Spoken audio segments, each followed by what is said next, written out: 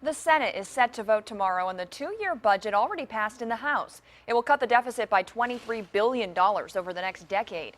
The deal does not extend unemployment benefits or reverse the cut in food stamps. Senator Mark Warner of Virginia is optimistic the budget will pass. I think you could see a path where you might get to 60 to break the filibuster and then end up with less than that and actually passing the budget. But end of the day, that would still mean the budget would pass. They no longer wear the uniform, but the retired veterans of foreign wars are preparing for a battle on Capitol Hill. They are fighting the budget compromise. Military reporter Art Kohn has the latest on this developing story. Art? Yeah, well, Nicole, the VFW is strongly opposed to a provision in the budget proposal the Senate votes on tomorrow. Specifically, the Veterans Group is against the provision of the budget that would reduce the cost of living adjustment to their pensions. The VFW believes the reduction would severely penalize working-age retirees. Navy veteran Ken Wiseman is alone on this walk outside the Ted Constant Center in Norfolk, but stands united with almost 2 million members nationwide of the veterans of foreign wars in their opposition to the budget the Senate will vote on Tuesday. After 12 years of war, with an all-volunteer military force, Congress is now trying to cut expenditures and balance budgets on the backs of veterans. Specifically, the current budget proposal contains a provision that would automatically subtract a full percentage point from annual cost of living adjustment increases to veterans' pensions through age 62.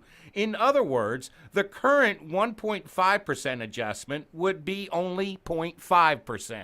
A chief petty officer, which is someone we're very familiar with here in the Hampton Roads area, if they retire at the age of 40, by the time they're 62, they can lose as much as $80,000 in pay. The House of Representatives passed the budget by a wide margin last week. It was a difficult vote for me. 2nd District Congressman Scott Ridgell, along with the rest of the Hampton Roads congressional delegation, voted in support of the measure. It is bipartisan, and it does get us on track to pass our regular appropriations bills to do away with these continuing resolutions that are hurting our men and women in uniform. But what about those who no longer wear the uniform after 20 years or more of service to the nation? You mean to tell me that after that long of service, their paycheck is not protected? They started these programs to take care of us. And so now, if Congress cannot take care of veterans, they should stop making veterans.